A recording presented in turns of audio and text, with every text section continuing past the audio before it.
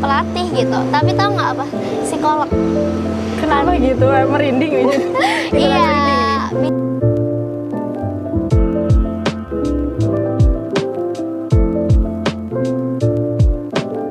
Halo teman-teman Jawa Pos Radar Madiun, balik lagi nih di Obrol-Obrol Radar Madiun TV. Nah kali ini edisi sehat ya, karena dia ke Ngawi khusus untuk menemui salah satu atlet bulu tangkis berbakat asal kota Ngawi ya. Nah ini nanti ternyata yang akan ngobrol bareng kita adalah salah satu atlet yang masih SMA, dan ini multi talenta banget ya, nggak cuma sebagai atlet dan kira-kira sebagai apa aja. Nanti kita akan ngobrol bareng, pasti langsung penasaran, jadi langsung aja, karena di samping dia ini sudah ada Amel Ade Sevira. Halo Kak. Wah.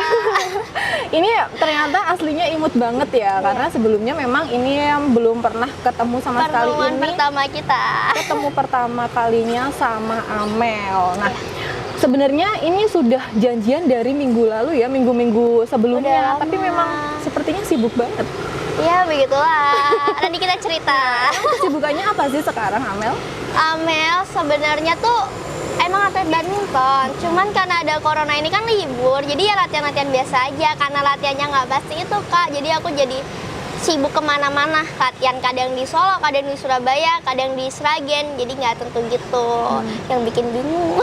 Tapi kemarin itu kan sempet beberapa kali ada sparring atau pertandingan, itu gimana? Itu ada kayak main bareng gitu di Mojokerto, tapi main bareng, belum ada pertandingan yang resminya tuh belum ada gitu. Berarti memang kalau selain di Mojokerto, sebelumnya juga kayak gitu, latihan-latihan bareng tuh sering banget ya?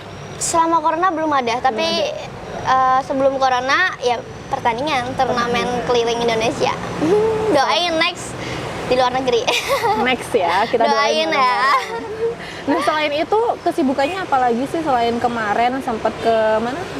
Mojokerto buat main, itu apa lagi sekarang kesibukannya? Semenjak libur, sebenarnya kan Amel di Surabaya tuh ya, terus aku pulang ke Ngawi, aku jadi barista di Cafe Rooftop Kartonyono. Ini tempatnya ini nih, kalau teman-teman tahu juga di belakang kan kelihatan ya, itu ada Rooftop Kartonyono. Tapi kenapa jadi barista di sini? Amel selalu ambil bagian di mana pengelolaan ini yang punya adalah kebetulan orang tua aku. Jadi aku harus ambil bagian sebagai pekerjanya. Pekerja yang apa aja harus bisa. Jadi dari cuci piring harus bisa, ngelap meja harus bisa, waiters bisa, barista pun diajarin harus Ini bisa gitu. Termasuk multi talentanya juga nih, mandiri ya, Harus wanita mandiri. Karena tuh di rumah ngapain lagi gitu kan ya, sekolah juga masih online ya Kak iya, ya. Oke, Amel harus bisa yang lain. Selain badminton libur, mumpung lagi di rumah, ada kesempatan harus belajar yang lain gitu. Dan yang berguna tentunya. Ya, itu melatih teman-teman untuk menjadi wanita mandiri juga. Mandiri. Balik lagi nih ke bulu tangkis ya. Itu sudah sejak kapan suka main bulu tangkis?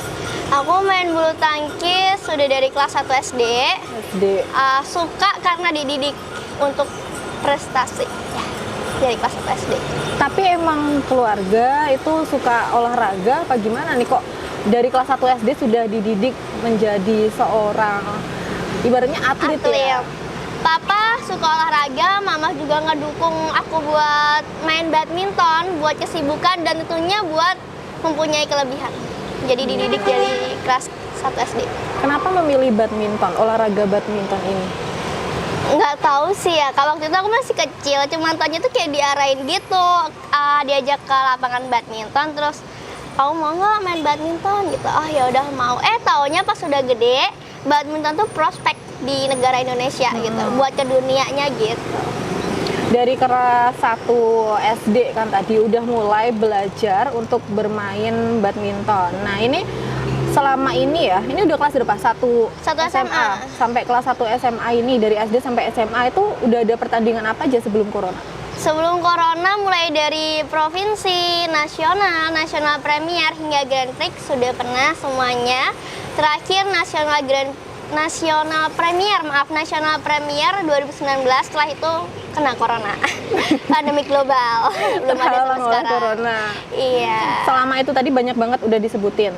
Itu kalau pastinya ada ya untuk pengalaman yang menarik. Itu pertandingan apa sih? Mungkin bisa diceritain juga teman-teman yang belum tahu. Jadi pertandingan terakhir sebelum pandemik global ini adalah National Premier. Di situ lebih ke kilas balik sih Kak, tentang yang gantung raket. Oh iya. Itu aku sempat gantung raket 1 tahun, dan di pertandingan itu pertandingan paling berkesanku adalah dimana aku nggak latihan setahun, nggak mau lihat badminton setahun, tapi di situ aku persiapan 1 bulan aku masih bisa semifinalis National Premier, juara 3. Dan lebih berkesannya lagi nih ya Kak, yang nemenin aku ketika pertandingan itu bukannya pelatih gitu, tapi tahu nggak apa? Psikolog. Kenapa gitu? Merinding nih. Ikutan merinding nih. Bicara tentang gantung raket, aku pernah gantung raket 1 tahun. Dimana aku gantung raket itu karena mental health. Aku belum siap dengan kehidupan yang tidak pasti ini. Dan mungkin aku dulu gantung raket di usia kelas 1 SMP. Masih kecil banget ya. Posisi aku di Jakarta, kelas 5 sampai kelas 2 SMP aku di Jakarta.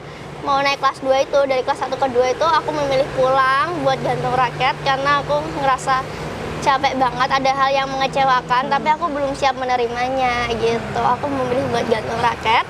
Habis itu sempet 1 bulan doang persiapan, dirayu selama setahun buat main pertandingan itu, dan alhamdulillah tadi pertandingan paling berkesanku yaitu Sirkuit Nasional Premier di Madiun 2019. 2019. Berarti ini gantung raket dulu atau pertandingan dulu nih? Gantung raket dulu gantung dong. raket dulu baru pertandingan. Berarti emang setelah lama gantung raket terus pertandingan, dan alhamdulillahnya memang langsung juara itu langsung, tadi ya. Tanpa ada pemanasan pertandingan sebelumnya, aku juga rezeki banget gitu Kak. Itu berkesan banget buat aku.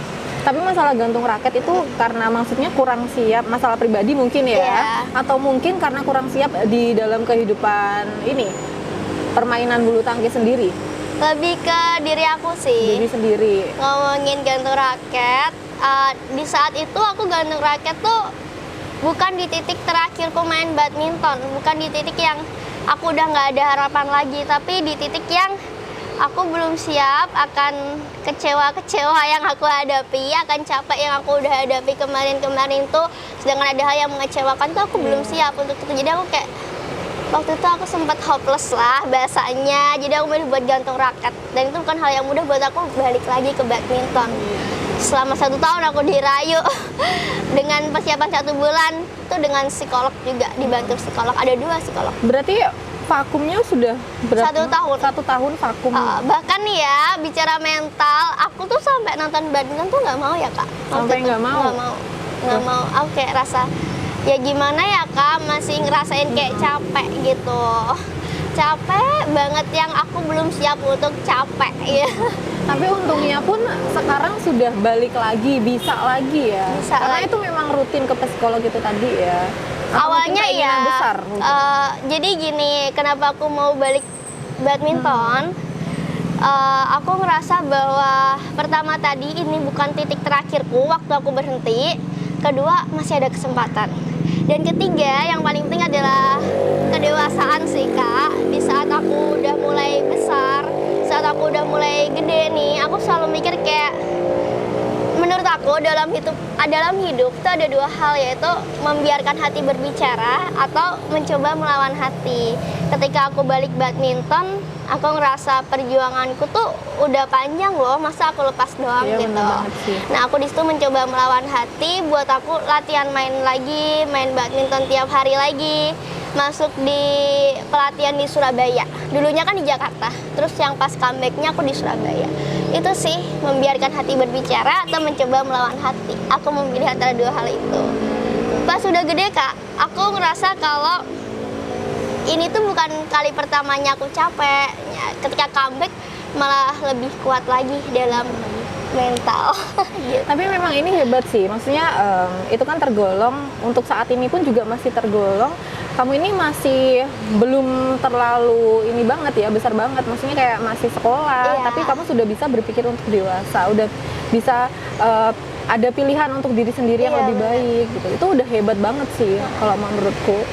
Ya karena dituntut dengan kedewasaan, apalagi orang yang udah pernah jatuh terus dia bangkit, bukan hal yang mudah. Bahkan di saat aku pertandingan pertama setelah 1 tahun itu halnya berat banget. Kalau sampai ini aku kalah, aku makin hopeless dong Kak. Dan alhamdulillah waktu itu aku rezeki banget, alhamdulillah aku masih semifinalis juara 3 National Premier. Itu membangkitkan mental aku dan buat aku sadar bahwa oke, kalau mikirin capek ya udah capek, udah gede, udah gitu aja. Mungkin kalau dulu kecil capek nih, ngeluh dan biasa gitulah anak kecil. Tapi kalau pas sudah sekarang nih, kalau capek ya udah capek. Aku yakin nggak aku dong, semua orang pasti gitu. semua orang juga merasakan itu. Jadi kita memang harus dewasa gimana menyikapi hal itu juga. Tapi setelah itu langsung datang coronanya ya kan? Belum ada lagi sampai Belum sekarang. ada nih. Sekarang latihan terus aja bareng teman-teman juga ya. Sekarang udah gede. Tapi kalau untuk target dalam waktu dekat ini, untuk waktu dekat ini dan waktu panjang untuk kedepannya itu sebagai pebulu tangkis gimana? Mau lanjut nggak? Dalam jangka waktu pendek, emang belum ada pertandingan nih. Kabar sekecil apapun tuh nggak ada pertandingan gitu, belum ada. Tapi kalau jangka waktu pendeknya ya pengennya tetap juara-juara dulu ya Kak. Orang aku juga masih pelajar, masih ngejar prestasi gitu. Kalau jangka panjang, emang ada sih Kak beberapa planning dalam hidup aku. Intinya aku mau akan menjadikan lelah yang berarti hingga suatu saat akan lebih dihargai dan disegani. Itu harapan terbesarku. Ini Dan adalah quotes di sore hari. Sore hari. Lanjutin aja nggak apa-apa. Tentunya aku pengen banget Kak, kan udah capek ya Kak. Kita semua udah capek, tapi dari aku nih, aku pengen nggak mengkhianati lelahnya dan akan ada yang dicapai nantinya, akan ada yang dibanggakan. Itu harapan terbesarku. Sekarang berusaha dulu aja ya, terus nanti kita lihat ke depan tuh seperti Iya, apa. Kak, Karena nggak doain bisa ya, Kak. cepet, ya semoga. Nanti ya kita ketemu lagi ketika kamu sudah Amin. lebih sukses dari ini Amin. bahkan. Kita kan masih ngobrol-ngobrol aja Iya. di KS sekarang. Ya itu kalau ditanyain cita-cita dan sebagainya, aku selalu jawab gitu Kak. Planning masa depan ya, aku pengen harapan satu-satunya adalah akan ada yang dibanggakan itu. Iya, amin. Nah, ngomong-ngomong soal itu juga, apa yang untuk ke depan, apa yang dibanggakan nanti ke depan. Nah, ini kan juga nggak hanya bulu tangkis ya, kamu bisa model. Tadi dia udah bilang di depan kalau si Amel ini sangat multitalenta banget karena kalau dari stalking ini bisa model, lalu juga bisa nyanyi, bener kan? Iya Bisa sih. nari juga nggak sih? Enggak, kalau nari nari nggak? bener-bener nggak Oh, bisa. no. Ternyata Saya nari yang nggak. joget-joget gitu. Berarti untuk model dan nyanyi ini bisa dong? Bisa-bisa aja sih guys, karena itu Kak, aku mau cerita nih, waktu aku berhenti 1 tahun, keluarga gue paling nggak suka orang yang tidur-tidur doang, walaupun lo patah hati, walaupun lo lagi sakit mental dan sebagainya di bidang itu, harus belajar di bidang lain. Nah, pada saat itu, aku sekolah nyanyi. Dalam setahun aku nggak badminton, sekolah nyanyi. Live pertama aku nyanyi, tau nggak di mana Kak? Di Thailand. Jauh ya? Iya, itu live pertamaku. Aku belum jago nyanyi karena awalnya cuman disuruh peragaan busana Tenun Indonesia, itu acara Wastra Nusantara, Festival Payung Indonesia di Chiang Mai, Thailand.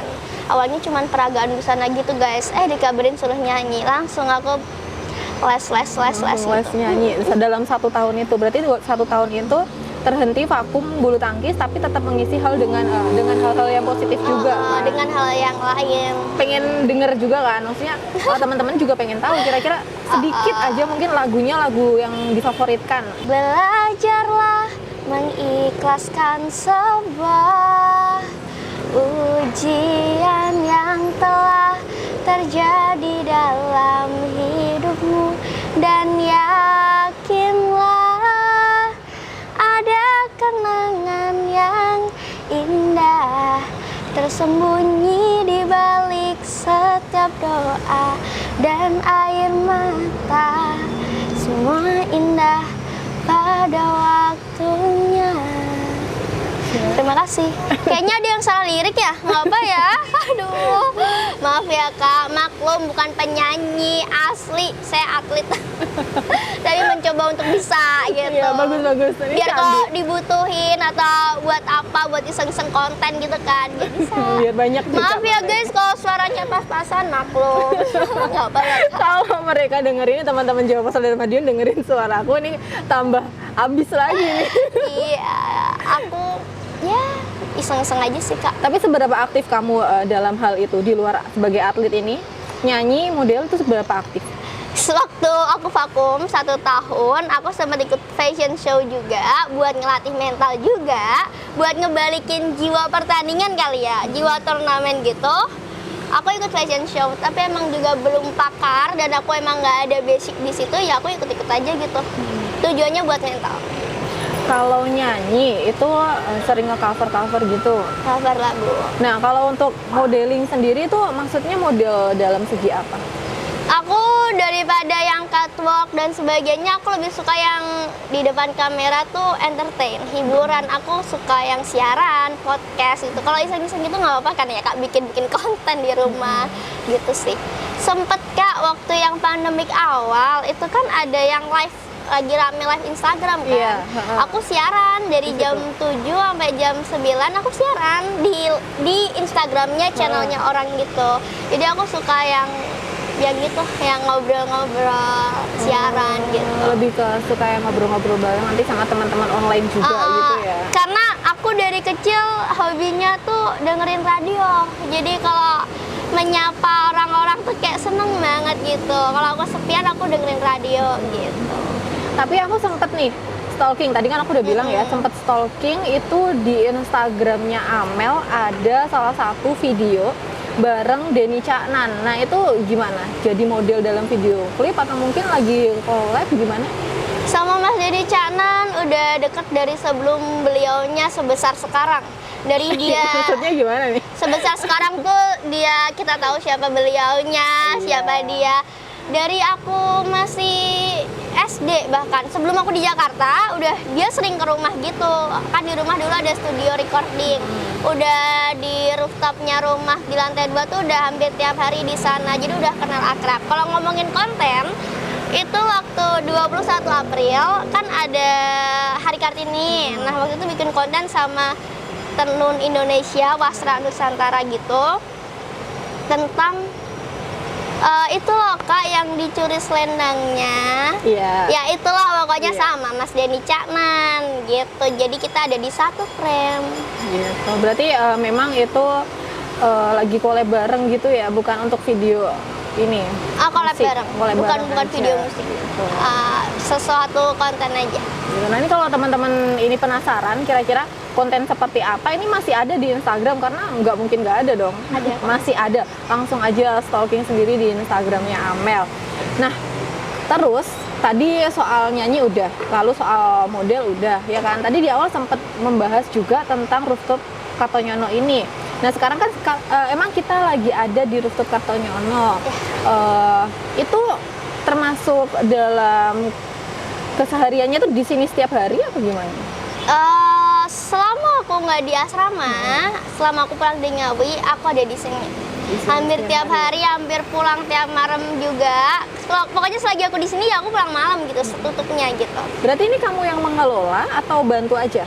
Kalau mengelola itu iya dong, pasti ada di sini. Tapi lebihnya ke ambil bagian, karena kalau mengelola mungkin aku di rumah aja, tapi kalau ambil bagian aku di sini tuh bener-bener yang waiters bisa, cuci piring bisa, seapa dibutuhin aja Kak, sekeluarga gitu. Pasti ikut turun terjun langsung. Ini kan untuk di Ngawi emang rooftop Kartonyono, tapi di Madiun kan juga ada lagi ya rooftop Iya. keluar. Itu kamu juga salah satunya yang mengelola? Iya. Jadi waktu masih barunya kan masih kita nata tuh ya Kak. Tiap hari, hampir tiap hari aku mama papa, kalau nggak aku yang di sini ya aku yang di sana. Jadi gantian pasti ada yang di salah satu rooftop buat kita kerja, guys, dikawal. Dari Buat- SMA udah belajar? Iya, harus diajarin buat kerja dan kerja. Emang untuk ke depan adakah cita-cita untuk menjadi seorang pebisnis? Kalau ngomongin cita-cita, planning dan sebagainya, seperti yang aku bilang tadi ke aku, kalau ngomongin cita-cita tuh anaknya overthinking. Jadi aku selalu bilang kayak, ya semoga akan ada yang dibanggakan. Mau jadi apapun itu aku berharap akan ada yang dibanggakannya gitu. Tapi yang terakhir nih, balik lagi ke bulu tangkis. Mungkin untuk harapan ke depan, kalau untuk sekarang kan memang sedang pengennya atlet ya, dikenal sebagai atlet bulu tangkis. Bahkan itu dari kecil. Untuk sekarang ini, harapannya ke depan untuk sebagai atlet bulu tangkis itu apa? Harapan kedepannya untuk diri aku tentunya aku pengen banget ngebanggain negara Indonesia. itu udah pasti membawa nama baik negara Indonesia. Di sisi lain aku pengen dengan keahlianku aku berguna gitu buat masa depan, entah menjadi apapun aku nantinya. Aku pengen tidak mengkhianati lelahnya dan akan ada yang dicapai nantinya, akan ada yang dibanggakan. Udah itu. Nanti kita bakal ketemu lagi sama Amel setelah dia ini ya menemukan jati dirinya sendiri, kira-kira bakal milih yang mana. Ini teman-teman kalau nonton harus nebak nih kira-kira Amel nanti akan jadi seorang model atau akan menjadi seorang penyanyi, pebisnis, atau akan menjadi atlet bulu tangkis yang membanggakan Indonesia. Amin doanya. Pokoknya aku melakukan yang terbaik. Aku nggak foya-foyakan waktuku aku buat hal yang buruk dan sebagainya. Aku masih kayak percaya aja kalau insya Allah semoga ada jalannya, tidak mengkhianati lelahnya. Oke. Hari ini di sore yang tidak mendung, kita udah banyak banget ngobrol sama Amel.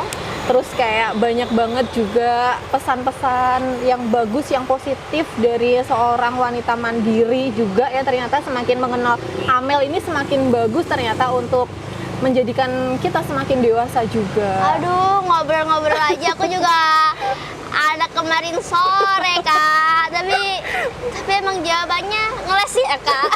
Ngeles tapi quotes of the day guys. Iya bener banget. Ngeles, tapi nggak apa-apa ya Kak. Nggak apa-apa, itu Santai malah aja. yang dibutuhin teman-teman semua ini untuk saling belajar. Kita sharing-sharing aja sih untuk sekarang. Iya. Ini terima kasih banyak ya Amel sudah dibolehin mampir ke sini. Kita ngobrol bareng ngobrol bareng banyak banget tentang kehidupan yang sangat berat ini. Iya nih, aku seorang overthinking bicara kalau kehidupan tuh berat Amel. Jadi lo harus terbiasa dengan hal itu. Kalau ngomongin capek hati, pikiran, tenaga, ini bukan kali pertama Amel. Jadi life must go on guys. Oke, terima kasih banyak Amel. Terima kasih juga buat teman-teman semua yang sudah gabung, teman-teman Jawa Pos Radar Madiun. Kalau gitu, ini dia dan juga Amel mau pamit undur diri. Jangan lupa, nanti buat teman-teman semua yang sudah nonton, like, komen, subscribe, dan juga share ke seluruh media sosial teman-teman semuanya. Dan jangan lupa juga, tadi yang mau stalking-stalking Amel, belum pernah pacaran, ini wanita mandiri, dewasa. Instagramnya boleh dikasih tahu dong. @amelade_sevira. Kalau nggak tulis aja Mbak Amel gitu, dia keluar. Nggak di Amel aja nih. Mbak Amel. Atau bisa nemuin Amel juga ya, ini di langsung ke Ngawi. Ke Ngawi. Main ke sini ke rooftop Kartanyono atau enggak aku ada di Madiun. Ada di Madiun. Oke, terima kasih kalau gitu teman-teman semua yang sudah bergabung. Sekali lagi Ayu Dea dan juga Amel mau pamit undur diri. Wassalamualaikum warahmatullahi wabarakatuh. Waalaikumsalam warahmatullahi wabarakatuh.